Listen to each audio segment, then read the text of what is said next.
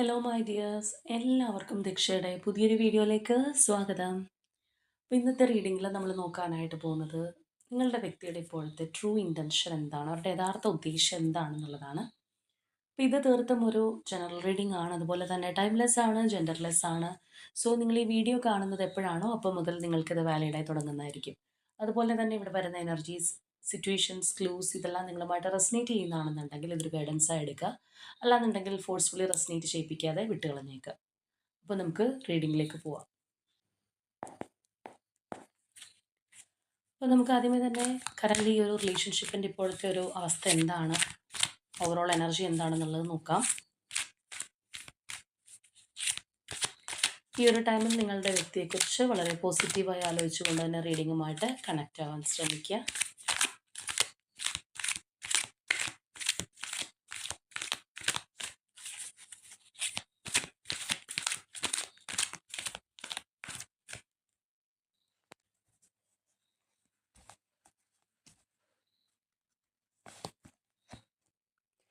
Spiritual strength,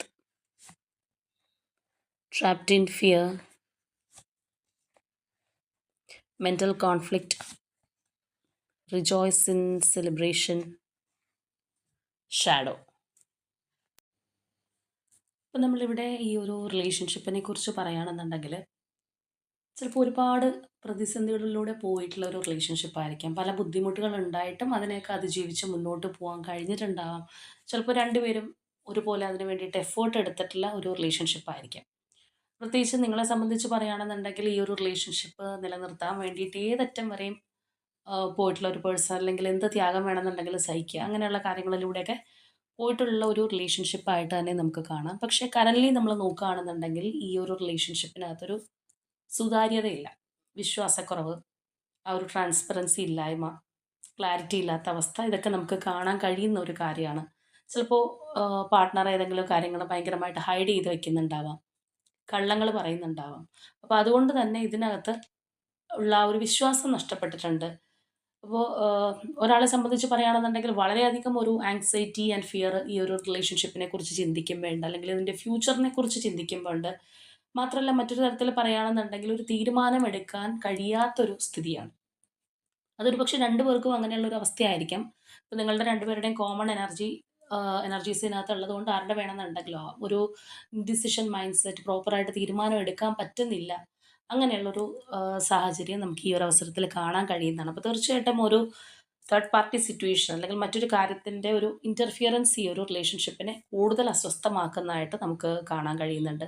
ഇപ്പോൾ ചിലരെ സംബന്ധിച്ച് പറയുകയാണെന്നുണ്ടെങ്കിൽ നിങ്ങളുടെ റിലേഷൻഷിപ്പിനകത്ത് മറ്റൊരു സാന്നിധ്യം, അല്ലെങ്കിൽ മറ്റൊരു ആഹ് വ്യക്തിയുടെയോ അല്ലെങ്കിൽ ഒരു സാഹചര്യത്തിൻ്റെയോ സാന്നിധ്യം കൂടുതൽ ഇത് കോംപ്ലിക്കേറ്റഡ് ആയിട്ട് മാറ്റി നിർത്തുന്നു എന്നുള്ള ഒരു അവസ്ഥയാണ്.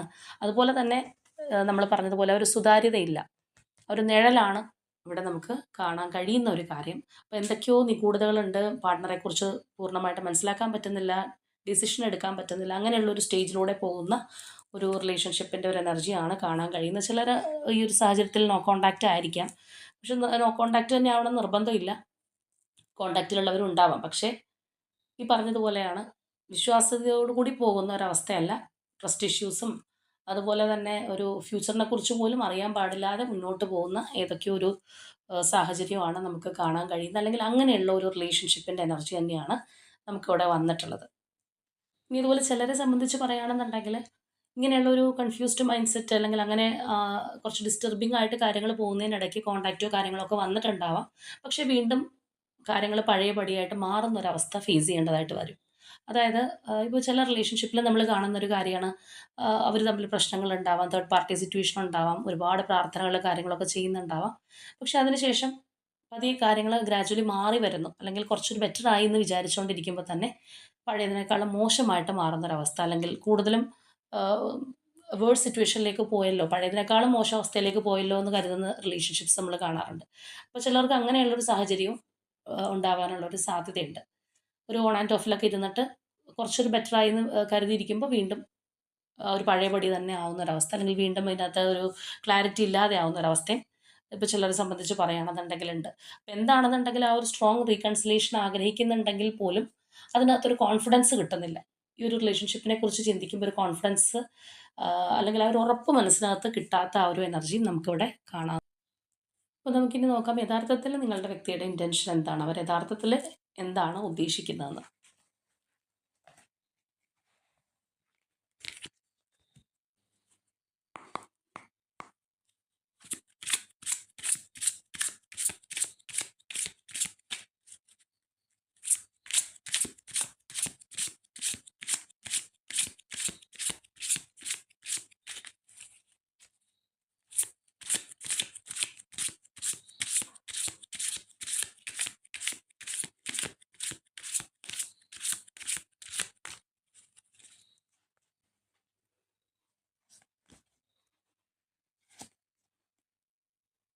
3 of Pentacles, 5 of Cups,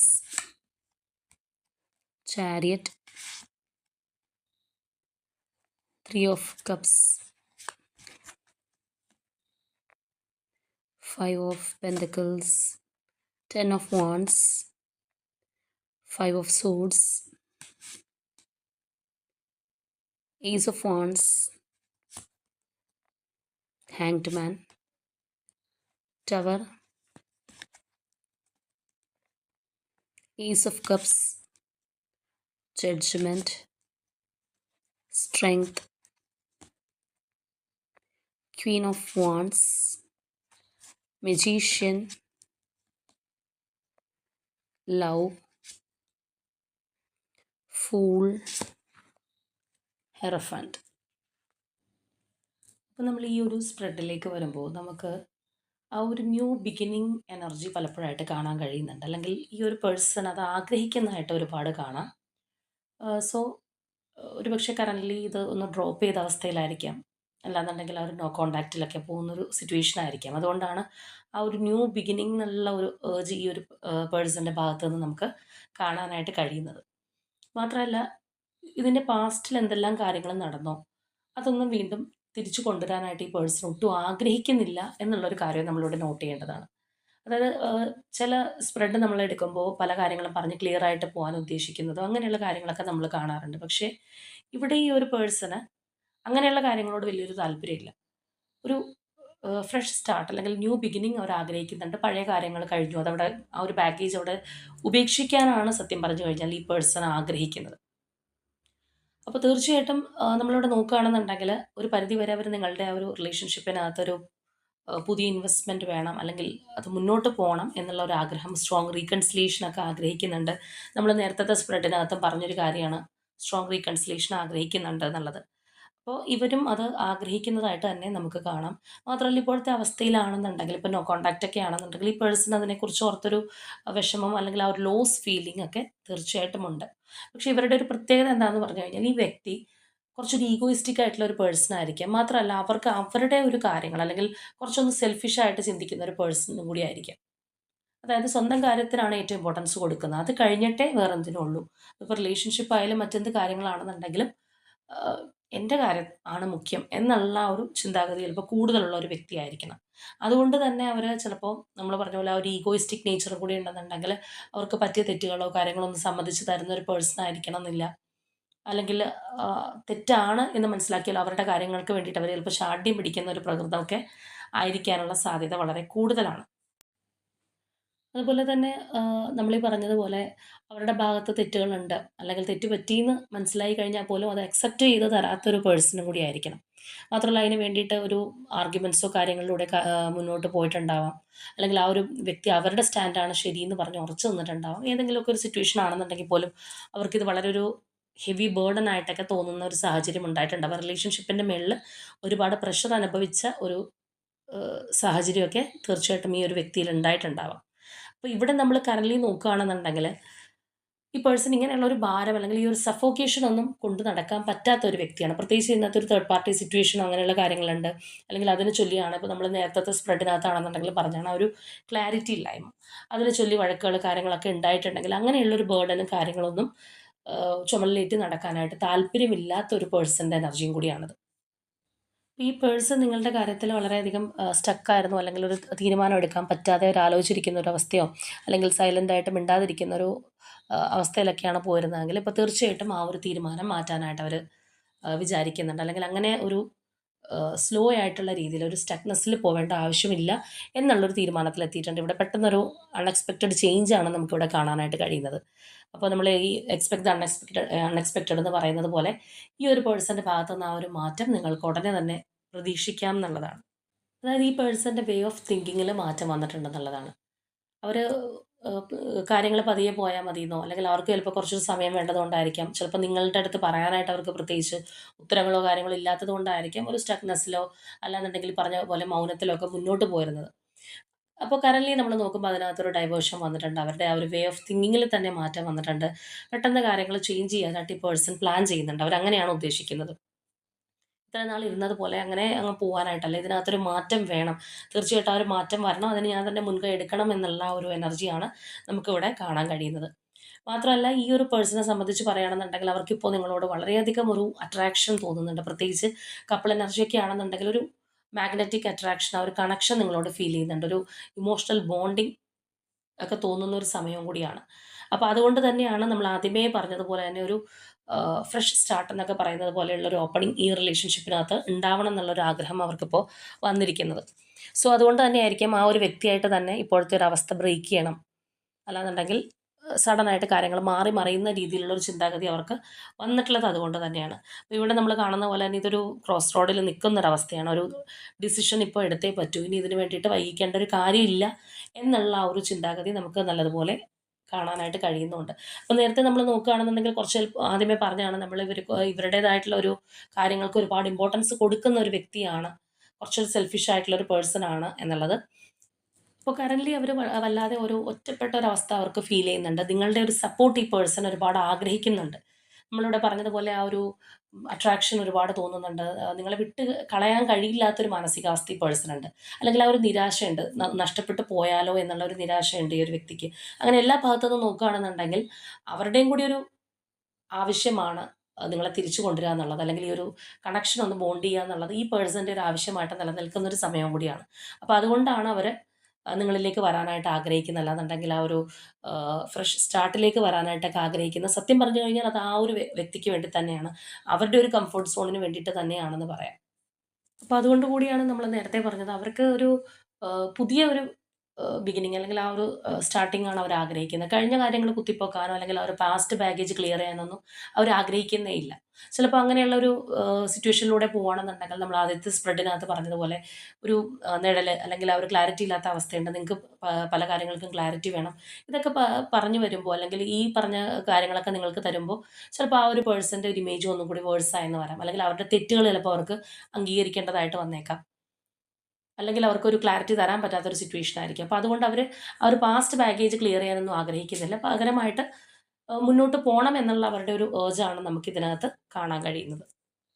അതുപോലെ കുറച്ചൊരു ഈഗോയിസ്റ്റിക് ആയിട്ടുള്ള പേഴ്സണൊക്കെ ആണെന്നുണ്ടെങ്കിൽ ഇപ്പോൾ നേരത്തെ നിങ്ങളോട് കള്ളം പറഞ്ഞിട്ടുണ്ട് അല്ലെങ്കിൽ അവരൊരു സ്റ്റാൻഡിൽ നിന്നിട്ടുണ്ടെങ്കിൽ ആ ഒരു കാര്യങ്ങളിപ്പോൾ മാറ്റി പറയേണ്ടുന്ന ഒരു അവസ്ഥ കാര്യങ്ങളൊക്കെ വരികയാണെന്നുണ്ടെങ്കിൽ അവരുടെ ആ ഒരു ഈഗോ ഹേർട്ട് ആവുന്ന ഒരു സിറ്റുവേഷനും കൂടിയാണത്.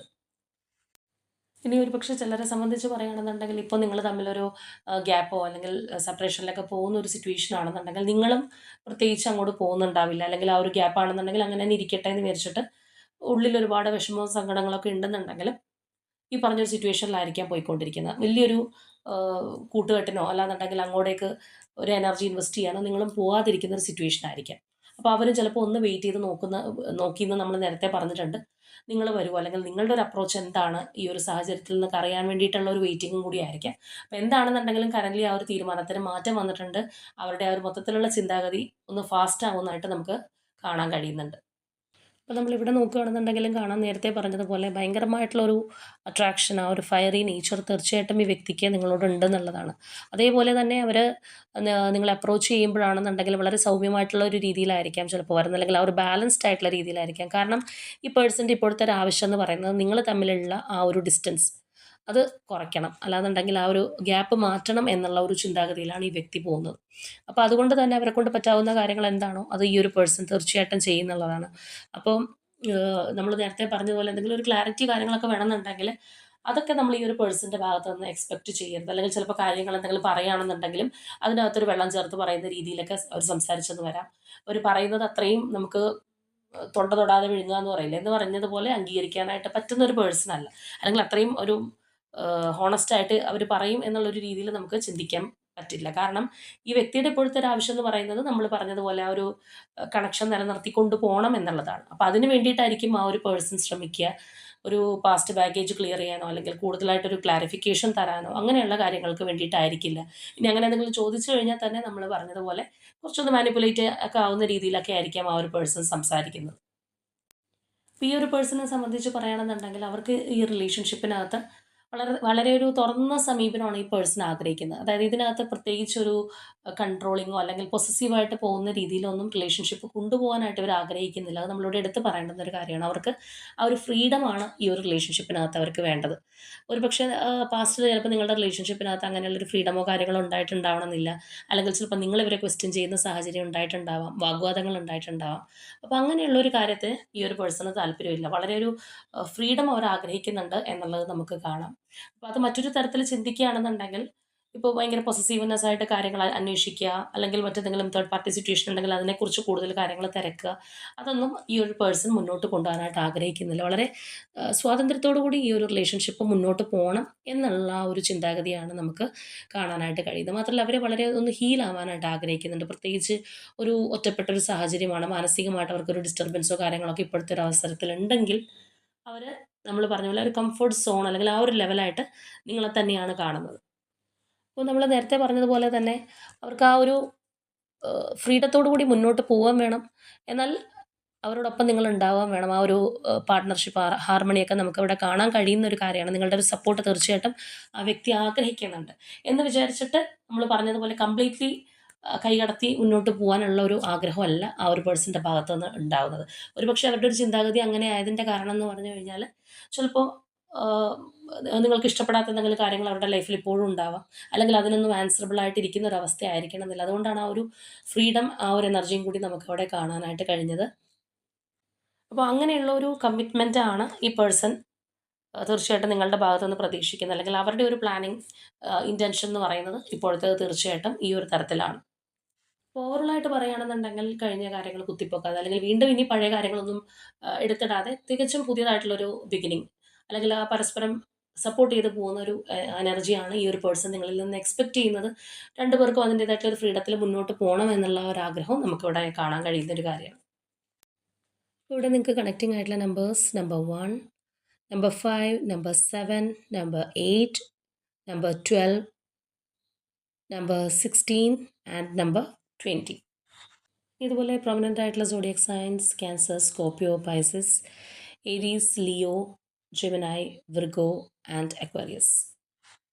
ഇതാണ് നമ്മളുടെ ഇന്നത്തെ റീഡിംഗ് ആയിട്ട് വന്നിട്ടുള്ളത്. അപ്പോൾ ഈ ഒരു സ്പ്രെഡിനെ സംബന്ധിച്ച് പറയുകയാണെന്നുണ്ടെങ്കിൽ എങ്ങനെയെങ്കിലും ഒരു സ്ട്രോങ് റീകൺസിലേഷൻ ഉണ്ടായാൽ മതി എന്ന് വിചാരിക്കുന്നവർക്ക് ചിലപ്പോൾ വളരെ ഹാപ്പി ആയിട്ടുള്ള ഒരു സിറ്റുവേഷൻ ആയിരിക്കും അവരുടെ ലൈഫിൽ ഉണ്ടാവാൻ പോകുന്നത്. പക്ഷേ കുറച്ചൊരു ക്ലാരിറ്റി വേണം, അല്ലെങ്കിൽ പേഴ്സൻ്റെ ഒരു കള്ളത്തരങ്ങളും കാര്യങ്ങളൊക്കെ കുറയ്ക്കാനുണ്ട്, എനിക്കെല്ലാം അറിയണം എന്നൊക്കെ വിചാരിക്കുന്നവരാണെന്നുണ്ടെങ്കിൽ ചിലപ്പോൾ അവർക്ക് അത്രയും തൃപ്തി തോന്നണമെന്നില്ല. അപ്പോൾ തീർച്ചയായിട്ടും നിങ്ങളുടെ ആ ഒരു റിലേഷൻഷിപ്പിൽ ഒരു സ്ട്രോങ് ബോണ്ടിങ് ഒക്കെ നിങ്ങൾ ആഗ്രഹിക്കുന്നുണ്ടെങ്കിൽ അതിനായിട്ട് തന്നെ ക്ലെയിം ചെയ്യുക. അപ്പോൾ ഇന്നത്തെ നമ്മളുടെ റീഡിംഗ് ഇത്രയേ ഉള്ളൂ. നാളെ മറ്റൊരു റീഡിങ്ങുമായിട്ട് നമുക്ക് വീണ്ടും കാണാം.